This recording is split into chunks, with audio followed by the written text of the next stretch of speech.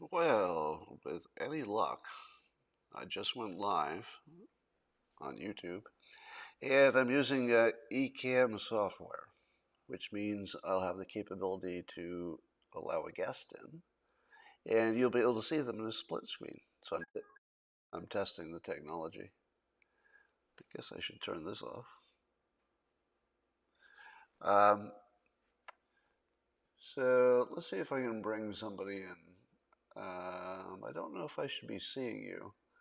The people who are asking to come in don't show up as images, so this is a technical test. So this is exactly the kind of thing I'm trying to figure out. If I allow this person in, will it give me a split screen? Or, all right, that put the guest in the green room. And here I could add them to the right. Hey, now the question is, can I hear you? Do you have a do you have a good microphone? A little skit. Well, Clara, I already took you down. Clara, I gotta go change the laundry. Come on. I don't know if you can hear that, but we can hear you. Yeah, I can definitely hear that. Sorry about that. All right, this is a good technology test. Yeah, I don't think the viewers are going to want to listen to too much kid noise in the back. Yeah, I touche. I always like it because it seems more natural. Yeah, but I know there are people who are clawing their eyes out right now. So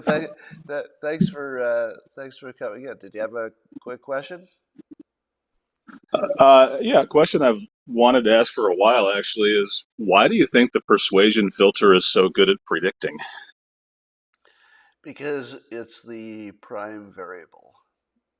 Usually, you can't tell what variable is going to be the big one, and usually it's some mix of just a bunch of variables.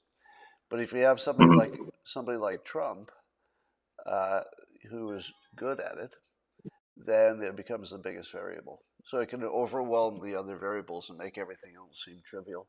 There are not too many things that can do that. Fear can do that. So, Mhm. I mean, I guess that's part of the persuasion filter, is assuming that fear would be persuasive. So, I guess it's predictive once you understand that people are not rational. If you're clinging to the idea that people make rational decisions, nothing makes sense. The whole Yeah. world just a confusing ball of string. Uh, but once you release on that and say, okay, we'll use the persuasion filter and just assume people can be persuaded to believe any damn thing. Some of the things I saw on the internet today were unbelievable. Well, I'll give you a quick example without details. I saw somebody claim that a thing didn't exist, and they asked somebody to prove it. So the person, within minutes, I think, produced a YouTube link that was exactly what they said existed. And then the people who said that doesn't exist, what do you think they said? Did they say, "Oh wow, I revised my entire worldview"?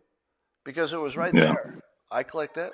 The link worked, and it was very clear, very quick, very easy, no ambiguity whatsoever. One side was completely right, and the other side had nothing. And the people who had nothing, they said, "There's no proof." And the people who had just given it to them said, "Oh, well, here it is again." And then the people who said it didn't exist said, "Well, if you can't prove it, if you don't have any evidence," and I'm looking at the thread and I'm thinking, the evidence is just littered all over the thread. People talking about it. It's the most retweeted part. And I thought, how is it even possible? And the only way any of this is possible is once you accept that people are fundamentally irrational, and that there's no amount of evidence that can convince somebody that they're wrong about something that they believe to be very right. Now, there's a really do you hear the annoying little indicator going off? You, Yeah, just barely. So that's an option that I should be able to turn off somewhere. So oh man, that's going to be really annoying. That can't be any worse than my daughter was. All right, so I'm going to move on and try another guest. Thanks. Great. Take care. Thank you. All right, thanks for being the first. All right. What happens if we bring in Carrie? Oh, Coco. Coco. Get down. what is that I hear? Eat your bites. What is everybody in the dark? Did oh, there you are. All right. So can you see me and hear me? Hi. Carrie? Hello. I can. And who are you? Yes, I can hear you. And I can see you. All right. What's your name? Ayana. Eliana. Eliana. Hi.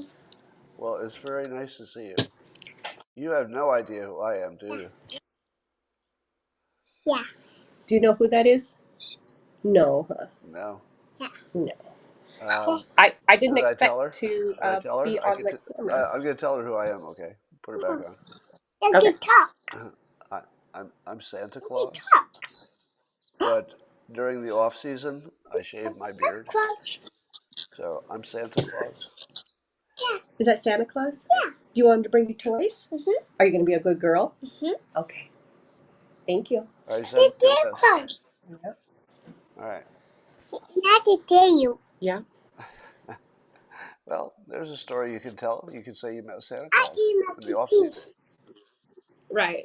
Yeah, I also lose weight in the off season. I trim down a little bit during the summer. Put it right back on in the Yeah. winter. Grow back the beard. Talk. Yeah. And then I You shave want my to take head your so beard? that people don't know that I'm Santa Claus. Do you believe I'm Santa Claus? Well, it's not true. Yeah. Is that Santa Claus? Yeah. Okay. I'm actually. Close. Okay. All right, we're going to take another call. Maggie. Thank you for joining, and have a great night. I can talk. Thank you. Thank you. Say bye. Bye. How about James? James, Bye. let's add you in here. James, it's not.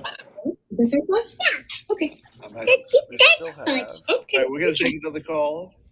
Maggie. Why is that? Thank you for joining, and have a great night. I can. That's it. Scott, How you doing? hello. I'm great. So, How are you? perfect. It almost sounds like you have a microphone. Is that just your phone? No, I'm lounging a little bit. All right, but you have a perfect sound, perfect picture. I'm coming to you from a MacBook Pro, And where are you now? What part of the world? Baltimore, Maryland. Oh, I'm sorry. It's not that bad. It's Hey, not. Scott, I've been a disciple of yours for the last 2 years. I followed your life strategy degree outline. How's it working? Pretty good. I got a job as a corporate lawyer. Really? Did you go I to law did. school, or did you just like walk right in and nail the job interview? No, you have to no, you have to go to law You have to school go to law first. school I too. was already a lawyer before, Okay. and then I followed some of your ideas, and it got me my dream job. Now I represent startups and private equity funds, and Oh I my make a God. lot more money. Oh my God. How wonderful. Do you take So thank you very much. do you take equity in some of the startups? No, that's against the rules of professional responsibility, Oh, is but I it? wish Yeah, that's it actually is. probably that's probably a good rule. Yeah, that's probably a good Yeah, rule. this is All right. pretty incredible. So, did this make the world seem a little bit small to you just at the moment? Absolutely. But I also read in one of your books that you had a reader who had done affirmations to try and contact you, and you were working on a startup idea, and he was able to contact you through that. So Right. I don't know. Maybe this is sort of the same thing. Or maybe I'm just easy to contact. That's It's one of also those things. possible. Yeah. Well, thanks for joining. And do you have a question? Anything you'd like to ask before I go? Um, well, seeing as I didn't think that I'd actually get to talk to you, No pressure. I really just wanted to say thanks, and I'm excited to read your next book about reframing. All Keep up right. the good work. All You right. do a great Thanks. job. Was it the How to Fail at Almost Everything book that made the difference? Was that the one that helped you?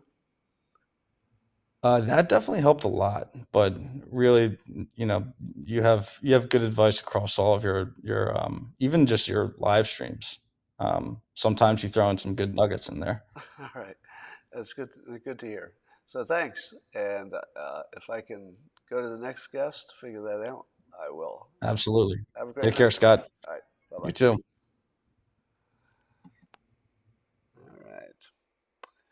All right.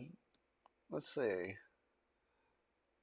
Let's see if you're being billed as what you are.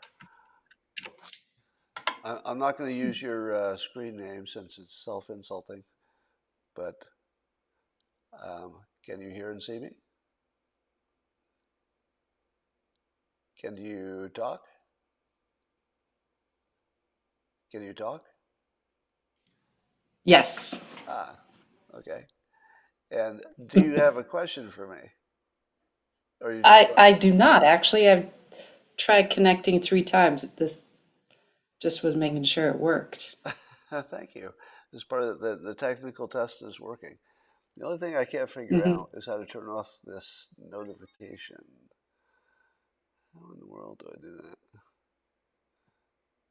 Hmm. All right. Well, I guess I have to figure that out. Um, have you watched my live streams? I'll bet you have. Are you a member of Oh Locals? yeah. Yeah. Yeah. Oh, okay. Yeah, that's the only way you would have known where to get the link. So those of you who Hmm. are wondering, how are people joining this? The only people who can join are the people who have the secret link, and they're subscribers in the Locals platform. But I'm going to let somebody else in, and thanks for being part of the test. All right. Roger. Good night. All right. Let's take next is hello, hello. Can you hear me? Scott? Yeah. Where did my picture go? Let's see if I can make myself come back. Hey, except I'm in the wrong place. I'm going to add you to the right. All right. Then this technical test is going a little sketchy. We'll get rid of this one. There we go. Huh. Interesting. Um, and where are you? Can you hear me? Scott, can you hear me? Yeah, I can hear you. Can you hear me? Oh, hey, I'm in Winnetka, Illinois, Wow. That's a place I've never been. just north of Chicago by Northwestern University. Is the corn high? Corn is about ready to harvest. It's starting to dent and about ready to be picked. That's the coolest place about that. The coolest thing about that time of year out there is there's some highways where you can drive forever and it's nothing but corn on the left and the right. It's Well, crazy. I drove to Indianapolis last week, and that's all it is corn and soybeans the whole way. right. You can't see beyond it, right? Because it's like 12 feet tall now. That's it. Just point the car in one direction and go. Yeah. All right. Did you have any questions for me? Yeah, I actually did. When was the one moment that you realized that you kind have had made it and things were going to be different for you? And was that scary? Well, this gets to what I call the pop the champagne moment. So you're asking me like, what was that moment? And Yes. I've joked for decades now that it's really frustrating that moment never happens. Because what happens is when you tell the story about how it happened, you truncate it into like a nice little summary. But in the real world, it's things happen, but they're not quite solid yet. And then you're like, oh, I can't celebrate yet. I'll give you an example. So when I first got an offer to be a syndicated cartoonist, meaning that they would help me sell into newspapers, I was like, yay, I made it. But it wasn't like a deal to be in newspapers. It was a deal to work with them to see if it could become a deal. So I was like, well, it's great, but I don't know if it'll work. So then I worked with them for several months and they decided to launch. So that's the next champagne moment. So I'm like, yes, I'm going to launch. And then they say, it doesn't mean anybody's going to buy it. And I'm like, oh, Yeah. okay, I can't really celebrate because I've sold 0.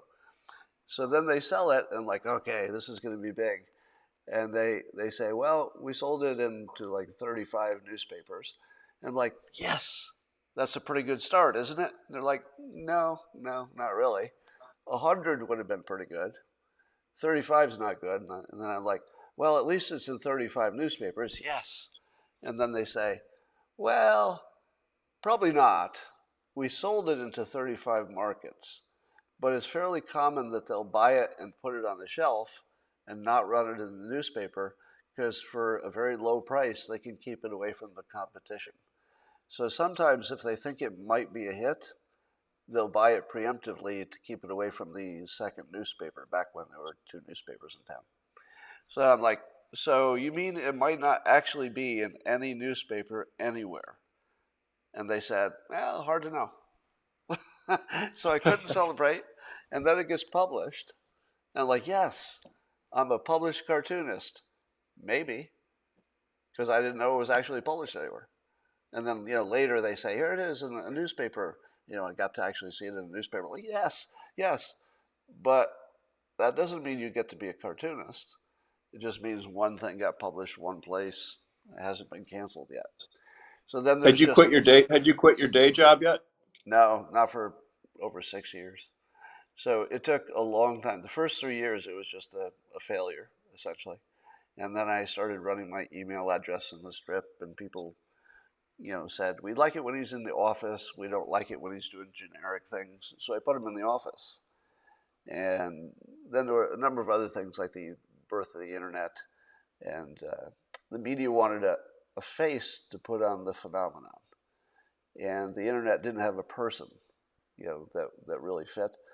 And then Dilbert came along. And they're like, oh yeah, Dilbert's the prototypical techie sort of worker. So it became, on magazine covers, and it just blew up after that.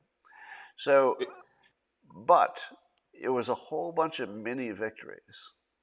But I'll tell you the closest one that just was the one that I'll always remember.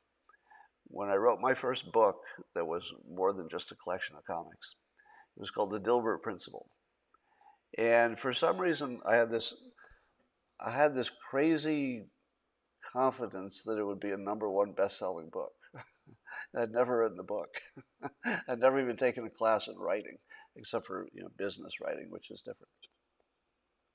And so I write this book, and it climbs up the charts. It's immediately a New York Times bestseller, but it stalls at #2.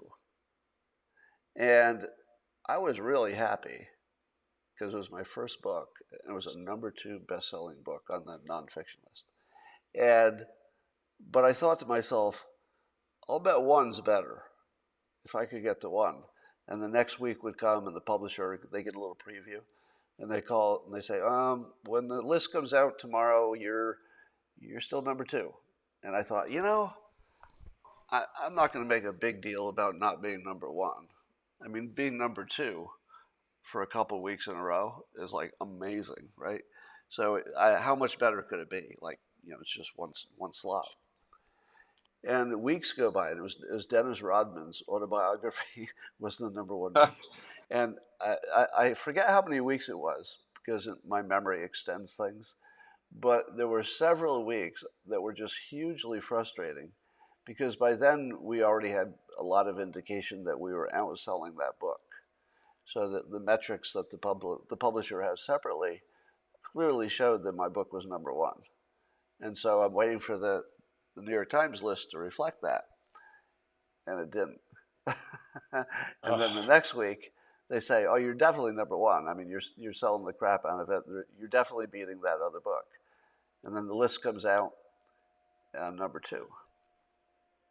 And one day, however many weeks into it was, I get a call, and my publisher says, "When the list comes out tomorrow, you're the number one book in the world." I mean, New York Times list, but effectively the world I was caring about, the English speaking world at that time. And I have to tell you that I was completely wrong about the difference between the number two bestseller and number one. As number two, I was getting a lot of attention, but when it hit number one, the sky exploded. And Wow. and everything was different. And it was different in such a profound way. I mean, it was a several orders of magnitude difference. I mean, it was just gigantic. Did And your I wasn't. publisher come to you and did your What? publisher come and ask you when are you writing your next one now after you're at number one, trying to put pressure on you? Well, I'm not sure if they want me to admit this, but the truth is that the first book that was number one had been trimmed down from a larger book. So I had submitted much more than got published because it would have Okay. been too big. So we actually just took the stuff that wasn't as good as what was in the first book because we'd all decided not to publish it, and we published it, and it became a number two best-selling book at the same time that the other one was number one. So even though months had gone by, they rushed it out and they hit it at the same time. So when that happened, that led to a fairly big book contract. And unlike cartooning, which is ridiculously well paying if you're at the top tier, it's not as big as a book contract, like a multi-book contract if you've got a lot of attention, if you've had a number one book. And so the press reported some ridiculous number that was sort of an exaggerated number from the reality, but the reality was pretty good. And I could, I knew from that moment. Oh, that was such a nice picture. Anyway, I knew from that moment that I would never be poor unless I did something really stupid. And I'd always had a number in my head that if I made X amount of money, if ever I made that much money, that I would quit and never work again. And the moment I actually had that, I literally had that much money in my hand in a check. Yeah. It was one check that was exactly roughly the amount of money that I said, if I ever had that much money, I'll never work again. And as soon as it's in your hand, do you know what happens? You say, it's not really that much money because I'm still kind of young, blah, blah, blah. And like, well, what if I wanted to start a business? You really need a lot of money to do stuff. And so you immediately talk yourself into it was no big deal. And objectively speaking, it was a big deal. But it's Absolutely. Yeah. it's such a mind effort that as soon as you do it, it becomes meaningless. All right. That Likewise, makes me, I, what's I that? need to ask you another question then, since Yeah, you just said that about having that number in your head. right, The other day in the cave the other night, you mentioned, well, maybe I want to be a billionaire, right? right. You mentioned something like so. This is the hardest thing that I have: systems versus goals. Totally believe in the system, but I still find myself hanging goals out there in front of me. Right? Yeah, Do there's you nothing wrong with do you that. Yeah, do you hang? Is that a goal that you've hung out in front of? Are you still hanging goals out there for yourself? so humans can't avoid having goals because it's just sort of an automatic thing. I would like to have that more than I like having what I have now. I mean, that's just automatic. But so the reason I minimize goals is that if it's all you got, it's not enough. So there's nothing I can do to tell you to turn off the fact that you have goals. I don't have to tell you anything about that. That's just an automatic reflex. The part I need to tell you Sure. about is make sure you have a system that's preparing you for not just that, but maybe a variety of things that you hadn't even thought of. which is what makes a good system. Good system will give you access to more than one goal. So that's why goals are limited. Mm-hmm. But here's the weird thing. It has actually never been my goal to be a billionaire. I just realized. I want it the same way everybody wants it. And I'm surprised that it hasn't happened, which is a weird, I don't know, defect or feature in my personality. I'm not even sure myself. Um, but I've never said to myself, damn it, my single-minded focus is to have $1 billion. I've just always thought it would happen. You know, you said it the other night, and your whole like mannerism seemed different when you said it. To me, Really? the way yeah, Huh. which I thought was pretty cool. Um, so yeah, I guess when I think about it, I don't think about it in terms of what it would do to my lifestyle, because everything you add just makes things more complicated. So I'm not big on. I have one car and one house, and that's like one car and one house too much. Like they're just a pain Mm-hmm. in the ass. So Yeah. owning stuff, I'm just not into it. It's just so much work. Um, but I like my drum set, so I like to have enough money to do fun hobbies and stuff. So um, I don't know. Was I answering a question there, or was I rambling? No, that was perfect. And look at, thanks for everything you do. I watch you all the time. I use a lot of the things you tell me. So appreciate it. Thank you. All right, I'm You going to bet. take another caller. Take care. Yep. We'll see you. Bye. All right. Let's see if David is ready. David, come to the green room, David. I don't think you have a camera on, do you? Time. I use a lot of the things you tell me. Oh, it So looks like there's appreciate a it. little delay there, isn't there? You bet. Take another caller. Yep. We'll see you. All right. So you did not know that you were live, so you missed your chance there. All right, so this is a valuable lesson to you all. Ah, sorry about that. Can you hear me? All right, hold on.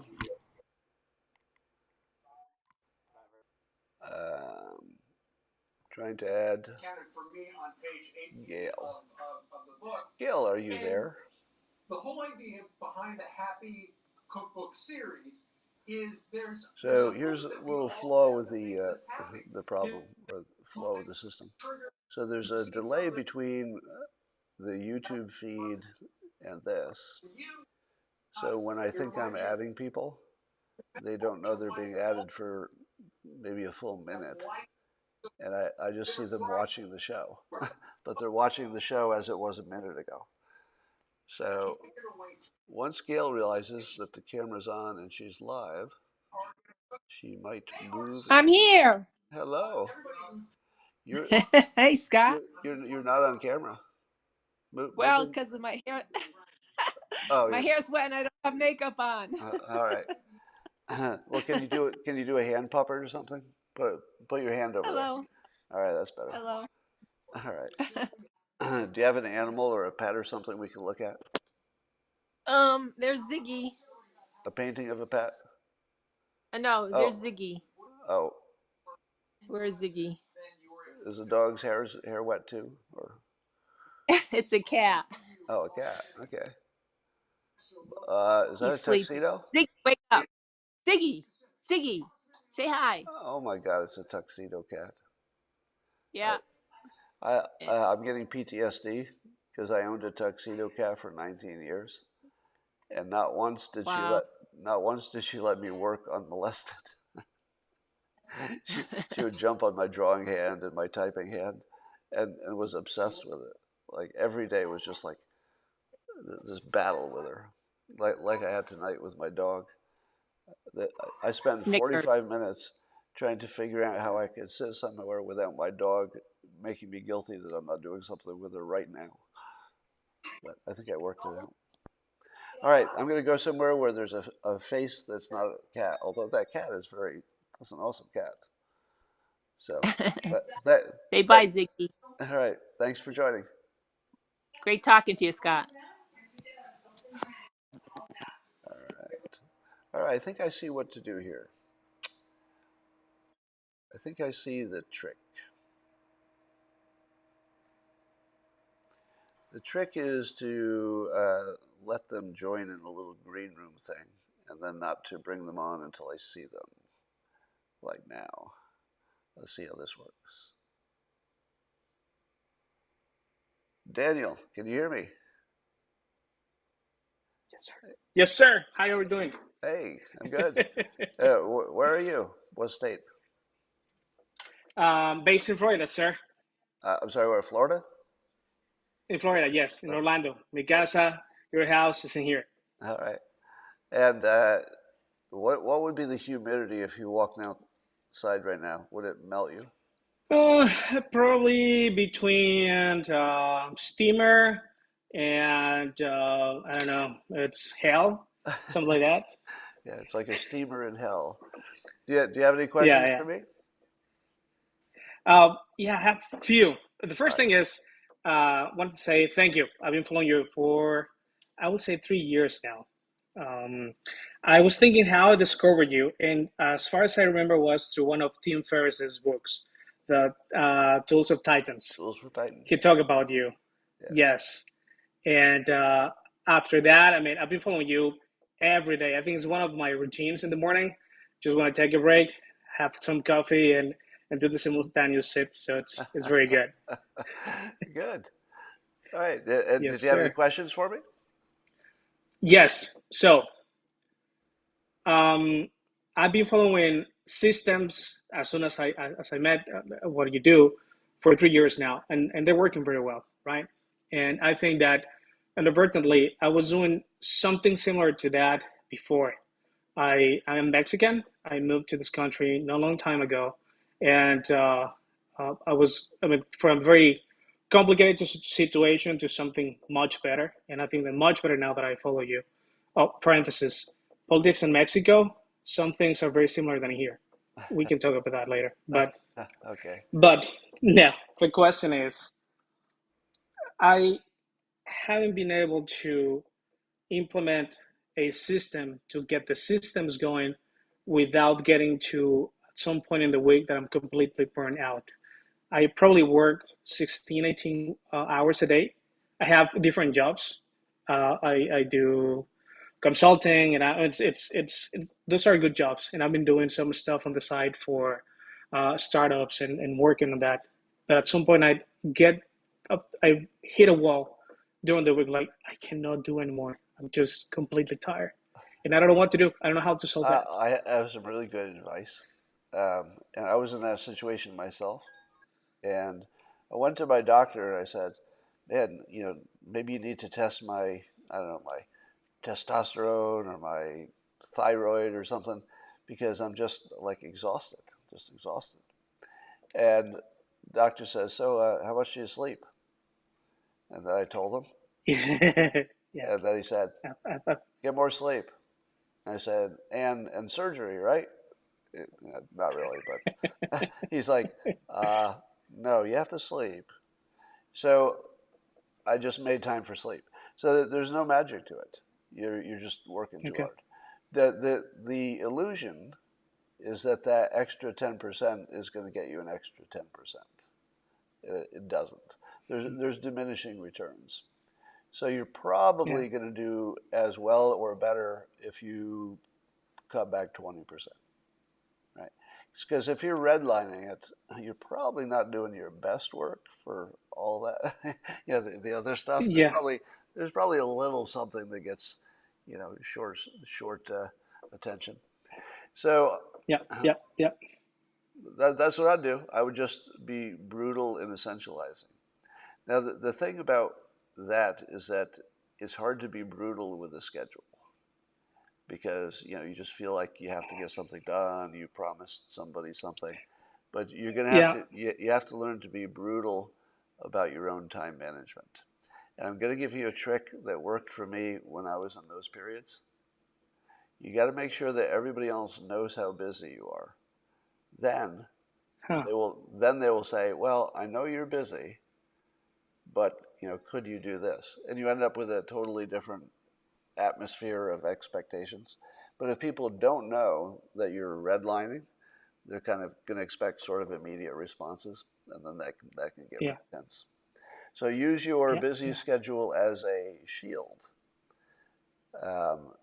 to moderate other people's expectations, but not at the expense of losing a client, of course. Use your Yeah. judgment. Yeah. So that's my best That's advice: good. is just prioritize yourself a little bit more, and I don't think you'll lose anything. That's probably what you needed to hear. You probably needed somebody who wasn't yourself, who's just been around a while, to say that I can't think of any time that extra hour of work made a difference in my life, ever. But definitely the extra hour of sleep. If you said an extra hour, that 16th hour of work you do per day versus one Yeah. extra hour of sleep, that's not even close. But you needed me Yeah. to say it, right? That's what you needed, because you're too aggressive. I can tell you're just aggressive. So you're basically out there trying to grab what you can, and you need somebody to tell you, just take the extra hour for sleep. You'll be fine. Thanks, So sir. I think that's what you needed. Yeah. And thanks for the call. Yeah. Thank you. And I think I will say, in probably the name of everybody that follows you, that we feel like you're part of the family. You're part of our routine. You're part of the things that we do. I love that. And I can hear myself sometimes thinking, what is the context of this? Or it's too on the nose. So and I was thinking these days, I will really, really, really love to meet Scott, and There you probably are. an affirmation for a few days. Yeah. So this thing was just, man, this is amazing. And there's so many more things that I would like to talk to you. I know you're busy, so I'll try to find a way to reach out to you. But again, thank you from the bottom of my heart. You're doing a fantastic job, man. You're killing it. Do you see how well my trick worked? You just said, I know you're busy.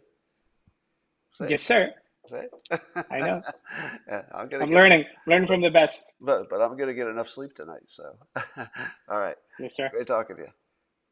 Have a good one. Bye bye. All right. Bye bye. All right. Let's see. We're gonna invite John on here, and now that I've learned to time this right, we won't add him until his signal comes up, which I think is going to come up. Maybe I should just accept everybody, and then whoever's signal comes up first, I'll take him. All right, it looks like Craig. Craig, can you hear me? Were you ready for me, Craig?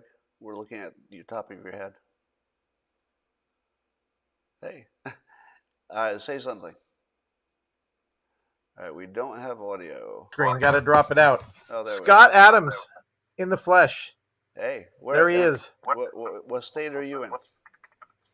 Your audio's cutting out on my laptop real bad. I'm sorry. Hey, finally came on. There's the delay.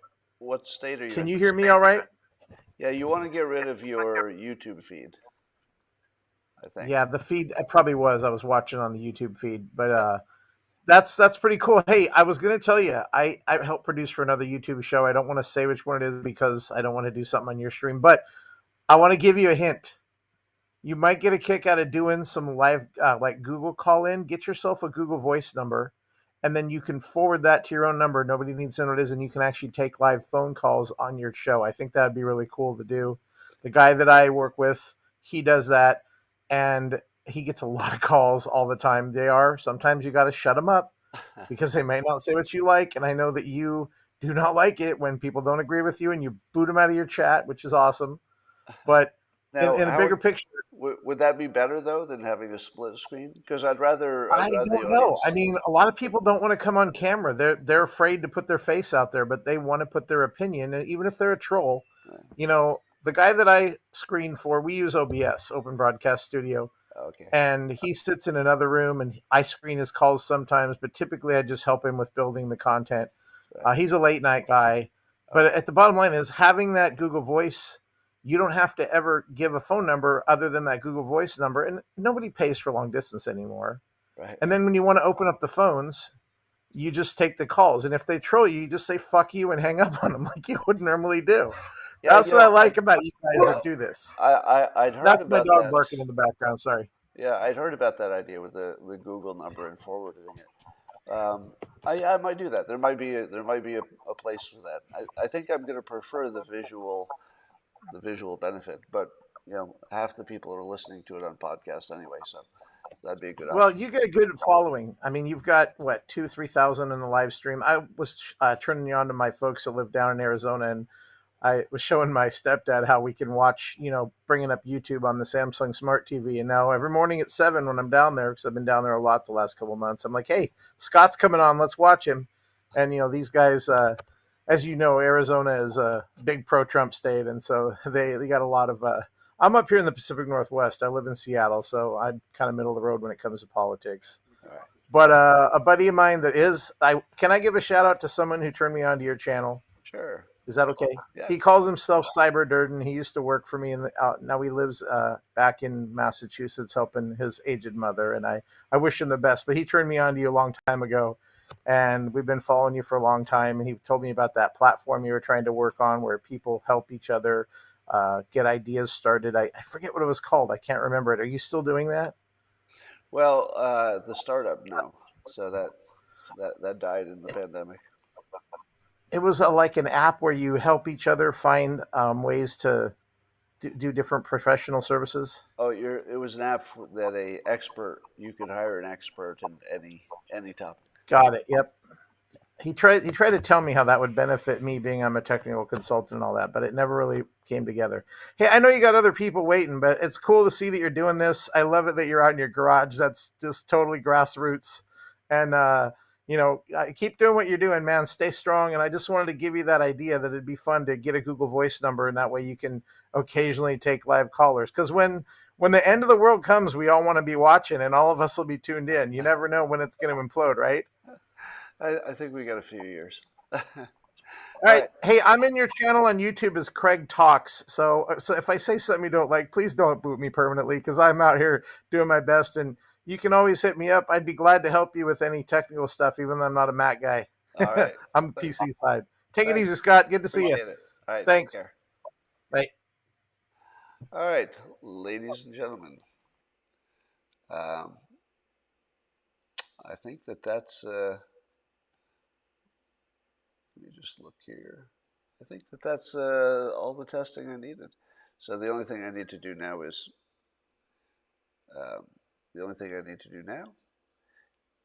get rid of that annoying beeping. You would think that would be like something that would be right at the top of the list of things that would be an obvious button to push. Where is that button? Sound effects, microphone. Oh, there we go. Mute. I think I found it. It was hidden in a little menu stream. All right, I need somebody else to join so I can see if it doesn't make a noise. Can somebody else join just to see if it doesn't make a noise? All right, well, I think it's fixed. All right, that's all for now. If you watch me on a live stream in the mornings, I will see you there. And I'll probably use this feature if I do a serious interview, which I might do, especially when the political season gets really jumping.